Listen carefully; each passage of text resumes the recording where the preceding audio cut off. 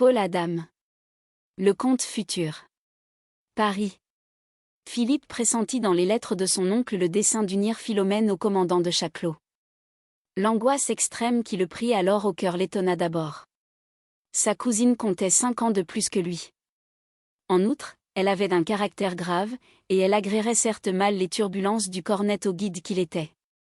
Mais, à l'encontre de ses raisonnements et à mesure que le colonel, par sa correspondance, dissipait l'espoir d'une négation, Philippe apprit à connaître la douleur. L'image de la jeune fille veilla sans pitié sur la torture de son esprit amoureux. Maintenant, le voici sans force, étendu contre les coussins du wagon. Avec hébétude, il suit les maigres allures du commandant attentif aux 100 petits cartons rapportés de la capitale, et qui renferment les cadeaux de Corbeil. Comment ne s'aperçoit-il pas de son désespoir, ni cet homme, ni le colonel? Comment ne le virent-ils pas blêmir, lorsqu'ils entrèrent aux messes des guides en brandissant la permission obtenue de son général, pour assister à un mariage dans la famille? Ils ne remarquent rien, ni l'atroce crispation du sourire par lequel il répond à leurs phrases joyeuses, ni la sueur qui glace ses tempes, le cuir de son bonnet de police.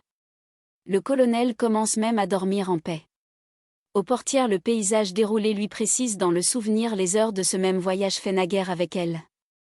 Son oncle était venu le chercher à l'école militaire après les examens de sortie, et, durant ce voyage, elle lui était apparue ainsi qu'une âme extraordinaire, instruite en toutes les sciences et portant sur le monde des jugements inattendus. Oui, répond le commandant, des jugements inattendus. Elle a tout étudié, n'est-ce pas, recluse dans ce fort où l'attache la situation de son père. Il n'y a plus un mur, chez elle, qui ne soit tapissé de livres. Voici le centre de notre patrie, mon commandant, vous l'a-t-elle appris, ici même, où le sol ferrugineux se révèle par cette pente soudaine surgie devant les bâtisses plates des fabriques. Le cœur de notre République du Nord? Voyez, comme il monte, ce sol, vers le pâle firmament de brume. Il recouvre, peu à peu, sur l'horizon les tours fumantes des distilleries et des forges. Elle vous a confié son amour pour les pauvres? Elle a un extraordinaire amour pour les pauvres. Ici, disait-elle, sur la hauteur, le pâtre vit plus heureux parce que la masse des terres abat le son des cloches industrielles, l'appel à la souffrance quotidienne des troupeaux ouvriers. C'est une âme élue, Philippe, une âme élue. Pourrais-je lui valoir assez de bonheur? Ils s'examinèrent, ils écoutèrent leur silence. Le plateau, dit le commandant. Là, le sol semblait avoir bondi tout à coup hors des plaines brunes de la Bourre, et avoir entraîné dans ce saut des falaises de craie, d'inaccessibles roches, des touffes de sapins et de bouleaux, des pans de prairies, un bois entier de hêtres, même quelques villages blottis dans des cavités pleines de fougères et d'yeuses. Avez-vous connu sa mère? Non, mon commandant, je n'ai pas connu sa mère. Elle est morte si jeune. Philomène lui ressemble d'âme. Sa mère contemplait toujours son idée de Dieu, elle contemple aussi la douleur du monde. Le Christ, le même Christ sous ses deux formes. Des mystiques. Tenez, voici le plateau qui s'étale par-dessus le pays.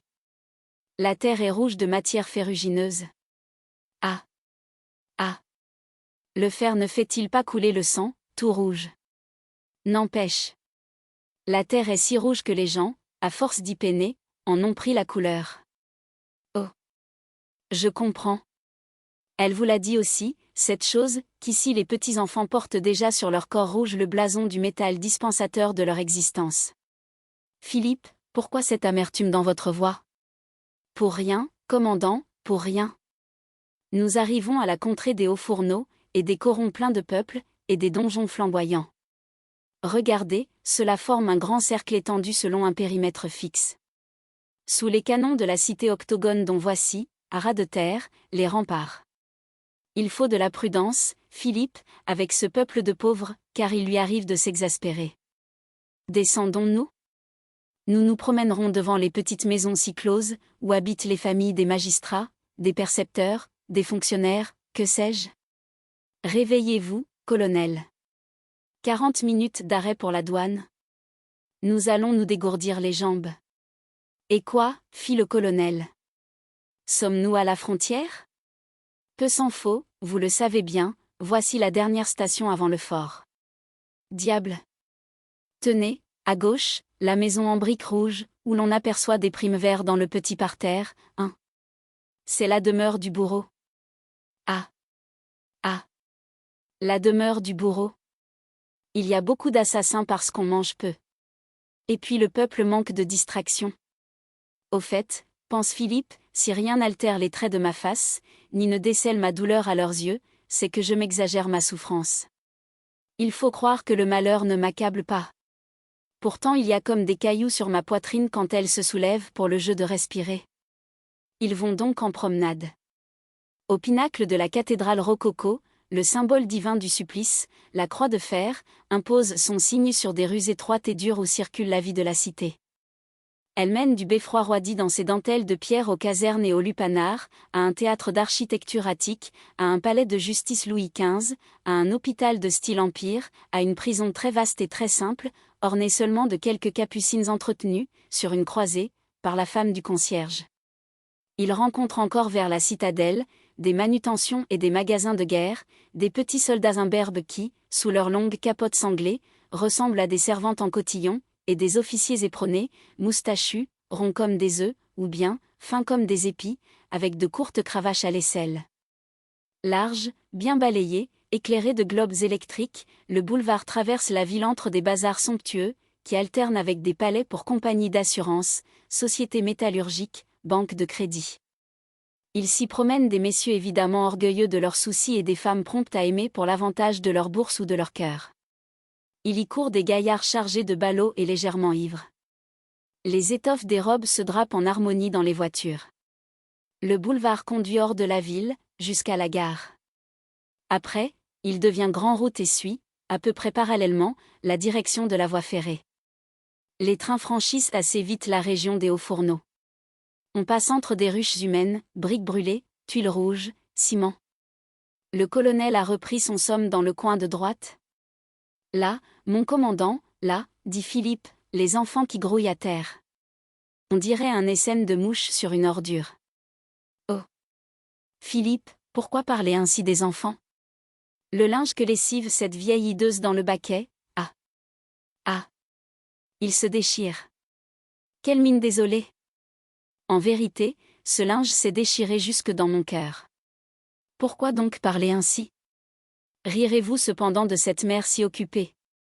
À la fois, elle allaite du sein, mouche d'une main, gifle de l'autre, gronde de la bouche, berce du pied et rit de l'œil au facteur qui passe. Ces fillettes qui pleurnichent en épluchant des légumes, en tirant l'eau du puits, rirez-vous de leur laideur? Et les adolescentes qui se nouent des rubans sales dans leurs maigres cheveux? Philippe, pourquoi lorgnez-vous le monde avec un verre noir? On ne voit pas de vieillards, mon commandant, dans cette cité de pauvres. Non, c'est vrai, on n'en voit pas. Mais il y a partout de petits cimetières carrés. 1, 2, 3. On ne voit pas non plus les adultes. Philippe.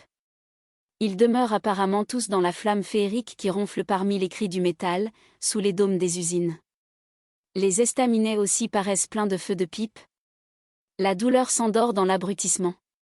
Elle vous a tout dit aussi à vous, Philippe, Philomène vous a tout dit, et voilà que vous reflétez son âme presque autant que la reflète sa petite sœur Francine. Le cornet se détourne. Il regarde au carreau du wagon. Le plateau devient une bande bossuée de roches. Des fougères géantes y croissent. Peu à peu, le sol verdit. Les arbustes se pressent. Des treillis de fer gardent les faisans dans les chasses. Tout le long, afin de les empêcher de sortir, des gamins sifflent. L'air un peu vif a rendu violet leurs visages creux. Un garde les surveille. La forêt va naître. Elle court déjà sur les collines de l'horizon. Cependant, les cris du métal poursuivent la fuite du train. Quand il cesse, on a franchi bien des lieux bordés de bouleaux et de frênes, entrevu bien des clairières où s'attardent les hordes de daims. Et, brusquement, le train débouche des branches. La forêt finit nette. L'express glisse sur la crête d'un roc qui plonge à pic dans une vallée profonde, pleine de villages blanchissant la lisière des futaies. De très près à très loin, se courbe un fleuve dont les eaux frisottent entre les arches fréquentes de ses ponts. Et le roc forme l'éperon du grand plateau rétréci, devenu la pointe défensive de la patrie sur le fleuve frontière. D'ailleurs, les mamelons couvrent les travaux stratégiques du fort. Des coupoles d'acier s'érigent de la roche. La brique bouche les cavernes. D'arbre en arbre, des fils électriques courent. Par des poternes, les soldats émergent des souterrains. Les ravins sont des cours de caserne où les artilleurs se chamaillent avec des lazis qui montent d'écho en écho. Au bout du roc, il y a un jardin devant une maison blanche, un jet d'eau irisé au-dessus d'une vasque, les filles du colonel-gouverneur parées de robes à pois et qui comptent les primes verts nées du matin dans la pelouse. « Bonjour, Philippe, disent-elles, et plus bas, nous avons senti votre douleur qui s'approchait. » Les soldats attachent des lampions à des mâts le long des chemins de ronde. On hisse des drapeaux pleins de noms de victoire. Les vétérans agacent les singes rapportés d'Asie par les troupes du commandant de Chaclot qui fêtent, ce soir-là, leur succès au pays d'Orient. Le fort contient 1000 animaux singuliers, des chiens dépourvus de tout poil, des bouquetins apprivoisés, des perruches loquaces habiles à réciter les poèmes des barbares. On a construit des trophées avec des armes étranges, des sortes de faux dentelés, des sabres courbes couverts de damasquinures, des cuirasses de fer et de lac. Les lunes et les dragons féeriques des étendards conquis flottent sur les arcs de triomphe en branches de sapin. Les chants patriotiques sonnent dans les cantines pleines de monde, et les papiers peints des lanternes dansent au vent. Chez le colonel, on achève le dessert. Comme la nuit se prépare à luire de tous ses astres, les fenêtres s'ouvrent. Les deux sœurs viennent sur le balcon pour assister au ciel. En bas, on a ouvert les fenêtres aussi dans la salle des invités où dînent les adjudants. Aidés par le vin, ils comptent leurs exploits. Une brave rumeur de gaieté éclate là, pour se propager ensuite par tout le fort, entre les ifs de feu, les lumières tricolores des lanternes, et les lampions des cantines. Plus bas, la musique prélude, et puis les cuivres donnent l'essor au son. Ils s'épandent vers le cours du fleuve qui chatoie dans les ombres. Francine et Philomène se sont accoudées. La plus jeune des sœurs retient le commandant par son babil. Philomène murmure vers Philippe. « Puisque je ne saurais avoir de l'amour, puisque nul jamais ne possédera mon âme entière, que vous importe ? Hors du monde et hors des hommes, seul ici, parmi ce misérable peuple en livrée de guerre, je me suis créé une vie seconde toute d'idées folles et magnifiques. Je m'y suis retiré pour toujours. Rien ne me touchera plus des choses humaines que superficiellement et selon le décor de l'existence. La gloire du commandant vous a touché. Certainement je l'aime moins que je ne vous aime, oui, moins. Mais lui n'essaiera pas de pénétrer mon âme intime, de posséder au-delà de ce que je lui donnerai de moi. Votre corps. Voilà où votre jeunesse se déclare et où elle m'effraie. Qu'est-ce, le corps ? Moins que rien. Je ne méconnais cependant pas ma beauté. Je prétends, toutefois, ne pas devenir, pour l'imprudente ardeur de votre âge, un seul instrument de joie. Cela m'outragerait. Laissons, et dites-moi, Philomène. Vous croyez-vous à jamais incapable, soit d'une compassion, soit d'une admiration telle que vous consentiez au sacrifice de votre orgueil intellectuel et à vous absorber en celui-là ? Par compassion, qui sait ? Par admiration, oui.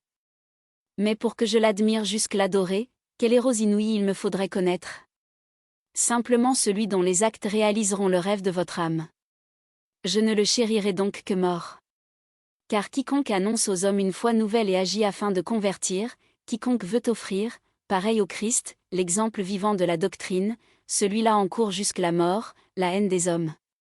Et il doit tenter le sacrifice pour le sacrifice, ignorant la consolation même de le savoir utile au rachat du monde.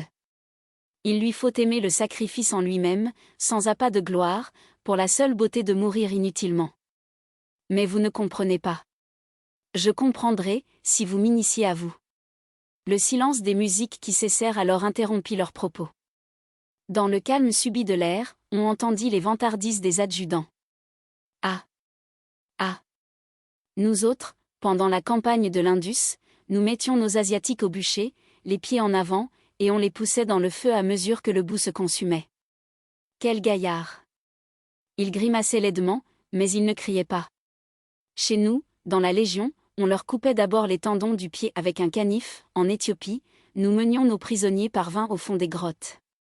Devant, on allumait du bois vert, et ils éternuaient leur vie dans la fumée. Tu te le rappelles, Firmin ? Quand le général nous eut interdit de dépenser la poudre à fusiller les Chinois, on les empilait dans les fosses des rizières et on cassait les têtes à coups de crosse de peur de fausser les baïonnettes. Leurs crânes sortaient en randonnion. Le premier m'a fait de la peine, si jeune, n'est-ce pas, avec de beaux yeux orientaux qui imploraient. Quoi ? La guerre, c'est la guerre. On ne pouvait les emmener en avant, ni les laisser derrière la colonne, et puis, quand on entrait dans leur village, trouvait-on pas, piqués sur des bambous, les têtes des camarades surpris aux avant-postes? Ça ressemblait même au double fil des lampadaires sur les boulevards de la ville. Seulement, les yeux des pauvres diables n'éclairaient plus guère point. Tout ça, mes vieux bougres, ça ne vaut pas encore le coup du commandant de Chaclot. Ah! Dieu de Dieu! Mes enfants, j'y étais, quelle marmelade! Moi-même ai posé la cartouche sous la pile du pont. On les a laissés s'engager, et quand ils y furent en bon nombre, le commandant poussa le bouton de la batterie électrique. Vlan! Le paquet a sauté. On retrouvait des doigts, des nez qui se promenaient tout seuls à plus de 200 mètres, et des yeux collés contre les arbres, entre les morceaux de cervelle et des bouts de nerfs, et ces yeux-là vous regardaient. C'était effrayant, mon cher, effrayant. Du coup, ils battirent en retraite, les survivants. Nous eûmes sans peine leur position, et nous voilà ici, victorieux, le verre à la main. On dresse des arcs de triomphe. Le commandant a eu sa croix. Vive la guerre donc! Quand on en revient. Francine, qui tenait en ses mains une touffe de prime-vert, les laissa soudain tomber, et elle se passa les paumes sur les tempes comme pour dissiper un cauchemar. Sans doute ne vit-elle pas le geste de haine de Chaclot relevant les corolles éparses afin de les lui remettre, car elle s'enfuit aussitôt, et, avant qu'elle eût gagné la porte, elle s'abattit contre le sol avec des cris affreux, secouée par la convulsion des nerfs. Durant la maladie qui suivit cette crise, la fillette subit des hallucinations sinistres. Elle voyait dans la fièvre se tracer en images tangibles les souvenirs de guerre contés par les adjudants. On dut écarter d'elle tout l'appareil militaire, les uniformes, les armes, les gravures signalant la bravoure historique. Le son lointain du tambour suffisait pour l'évocation sanglante, et c'était une chose horrible. Elle se dressait menue, à garde, les mains ouvertes et tendues pour repousser l'hideur du rêve. Oh, disait-elle, que de pauvres vies tranchées. Le fleuve de sang saute les digues. Les têtes roulent comme des boules. Les doigts se crispent sur le sabre qui les coupe. Oh! Les yeux des mourants, les yeux. Les yeux. Les yeux. Le sang monte, monte. Il est à ma bouche, poids. Il m'étrangle, je ne veux pas. Et elle retombait dans des crises. Le mariage de Philomène se trouva retardé par l'état très grave de la petite sœur. Elle ne la quitta plus. Son affection se fit même plus fervente pour l'être que tous maudissaient. Le colonel entrait dans de grandes fureurs où il souhaitait la mort de cette triste enfant. Les officiers de son entourage, bien qu'ils affectassent de l'indulgence et de la pitié, parlaient sans aisance de ce délire qui flétrissait leur gloire. D'ailleurs, la légende de la petite prophétesse avait bientôt visité les imaginations des soldats, et ils en causaient tout bas dans les chambrées, avant le couvre-feu. Leur courage allait mollir. Dans les rangs, à 2 reprises, des recrues se révoltèrent contre les commandements, et on murmurait que l'heure viendrait bientôt où les hommes cesseraient d'apprendre l'art de tuer.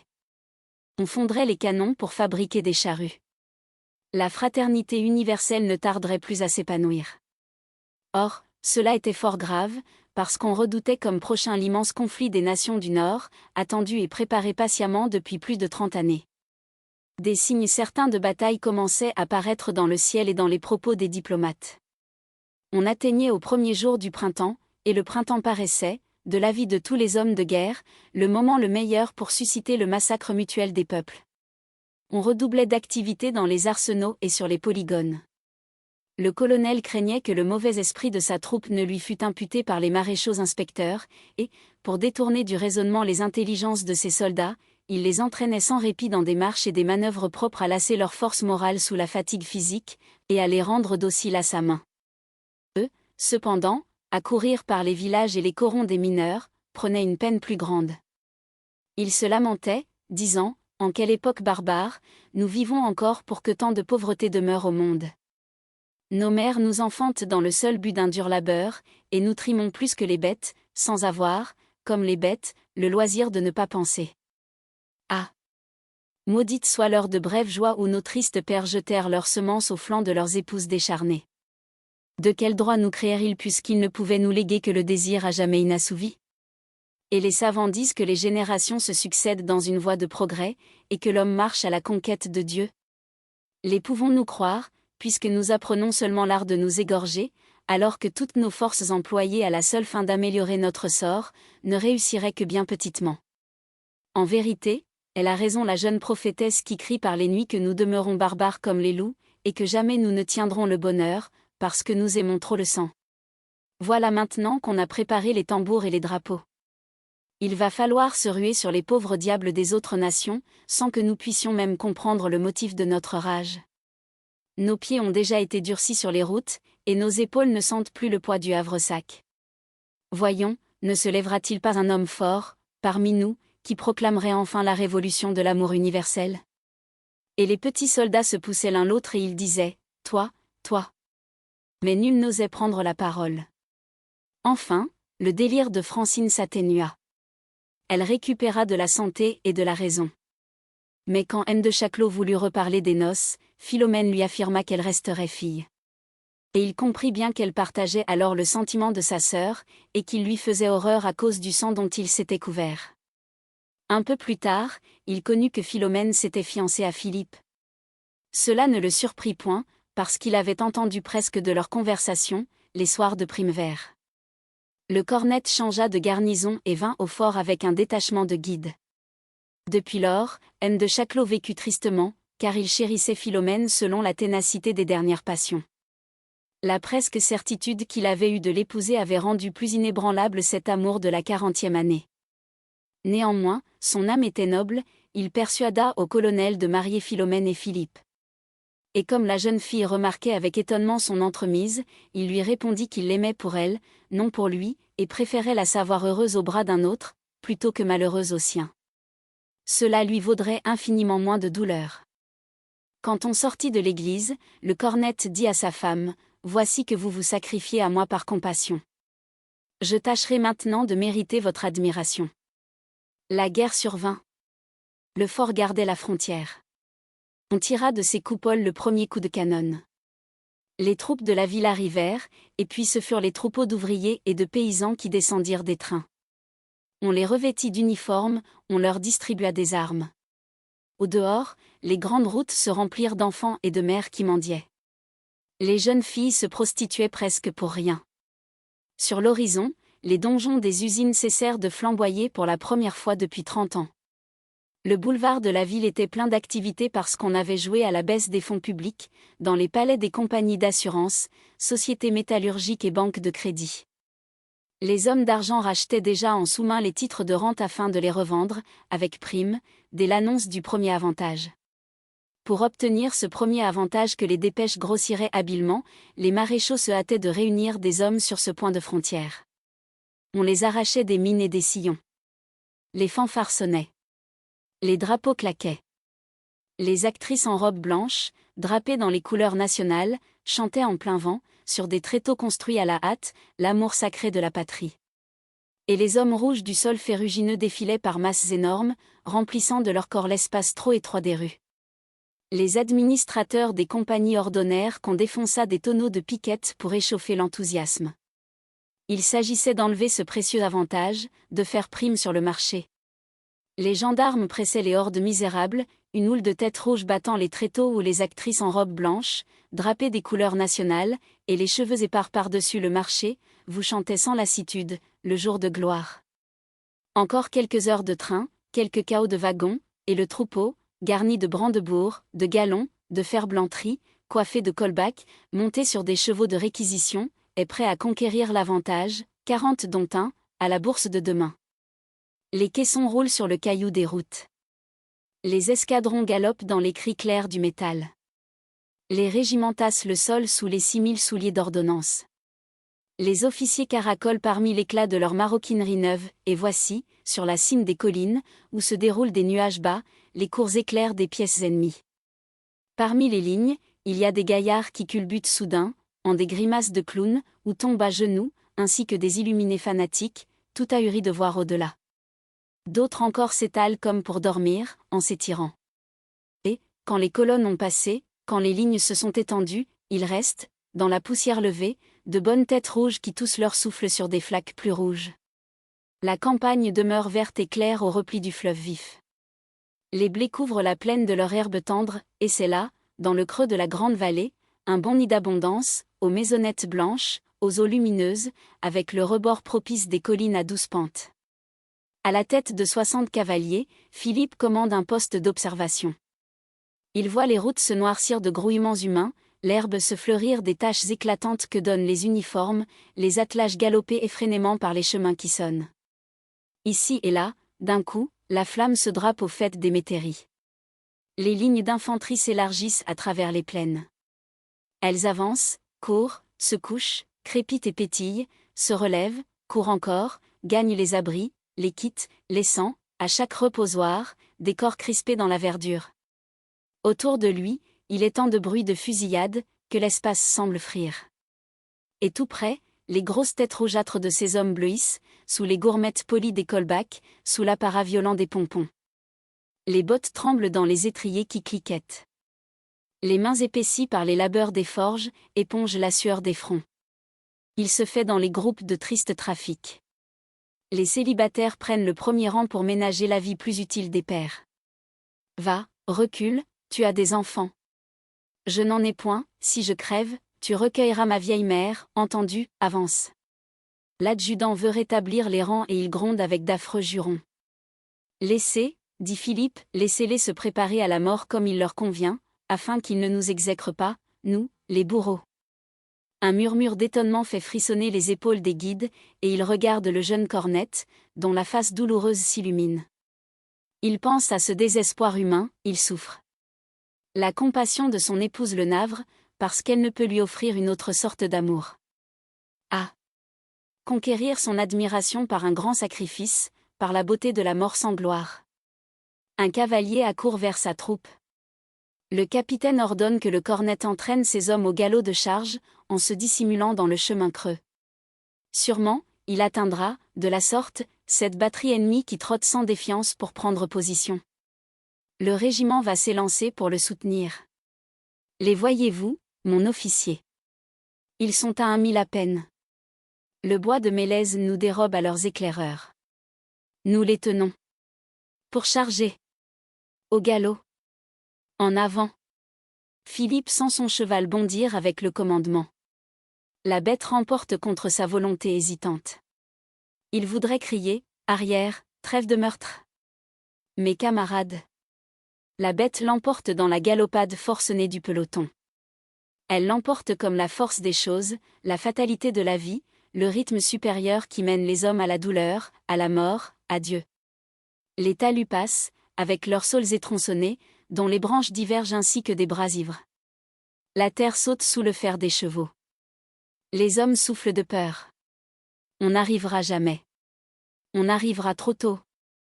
Le talus a cessé, et, devant eux, ce sont 20 pauvres rustres, couverts de boue, pendus aux courroies d'un canon, que l'attelage tire malaisément dans le labour.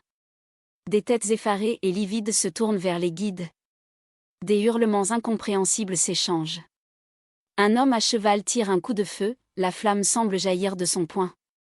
Le peloton s'enlève dans un élan dernier, et va s'abattre sur les misérables, dont les mains tremblantes ne trouvent plus les gâchettes des carabines.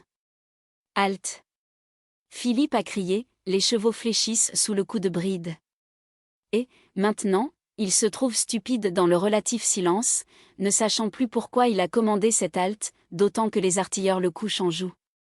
La paix, crie-t-il encore, et il continue dans leur langage. Nous aurions pu vous massacrer.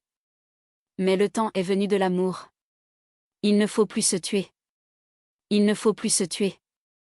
Nous ne voulons plus tuer, nous sommes frères, les pauvres frères humains. La paix.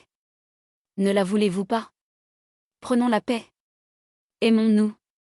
Sans doute, les ennemis crurent qu'il annonçait la bonne nouvelle d'une paix réelle, subitement conclue, car ils abaissèrent leurs armes, et puis ce fut un immense éclat de joie. Ils couraient les uns aux autres et ils s'embrassaient. Les guides se mirent à rire aussi, sans savoir. L'adjudant piqua des deux et repartit vers le régiment. Philippe ne parlait plus. Il pressait, entre ses doigts, la touffe de lilas donnée, à son départ, par Francine et Philomène, et il se réjouissait, en songeant qu'il venait d'agir selon leur vœu de bonté. Il allait reprendre ses exhortations à l'amour, lorsqu'il s'aperçut que la troupe ennemie grossissait. Bientôt, ses guides furent enveloppés par les uniformes verts et blancs des artilleurs. Il voulut s'expliquer, Mais un vieil officier survint, qui lui arracha son sabre. Il était prisonnier. Par un dimanche, le dimanche qui suivit, au matin, dans le fort, il passa devant la maison du colonel-gouverneur. L'épanouissement des lilas parait les murs d'une neige suspendue. Les sœurs étaient là qui l'attendaient à la grille. Francine fondit en pleurs, mais Philomène lui parut radieuse. Sa beauté grandie s'exaltait. Elle lui jeta une touffe de lilas qu'elle avait contre ses lèvres. Un soldat de l'escorte la ramassa et la lui remit. Il la porta vers sa bouche. On descendit par le chemin de ronde. Philomène l'appela du haut de la terrasse. Pendant qu'il en longeait le mur, elle lui disait « Je t'admire et je t'adore, parce que tu as ouvert l'ère nouvelle de l'amour, et que ton sang va la sanctifier. » Philippe se sentait tout ébloui, en dedans, d'une gloire indicible. Il se plaça de lui-même devant le poteau et il effeuillait les lilas pendant la lecture de l'arrêt de mort. Repris aux mains de l'ennemi, le conseil de guerre le condamnait pour trahison. « Vous n'avez rien à ajouter ? » ?»« Non. J'ai préféré mourir à tuer. Me voici prêt à subir le sort. » On s'écarta. Une minute, il embrassa du regard l'esplanade, le carré des troupes luisant sous le jeune soleil, et les 12 exécuteurs qui s'avançaient. Au-dessus d'eux, sur la terrasse, Philomène se tenait droite contre le ciel, ses mains en baisers. Et elle lui fut l'ange noir qui ouvre aux âmes la porte de la vie nouvelle. Sans la quitter du regard, le cœur chantant, il commanda le feu. On sait comment l'exemple du cornette Philippe émut les troupes des nations du Nord. Dans les plaines de Wörth, un mois plus tard, les deux armées, au lieu de se combattre, s'embrassèrent. L'ère de barbarie demeure close à jamais. Le Christ est redescendu.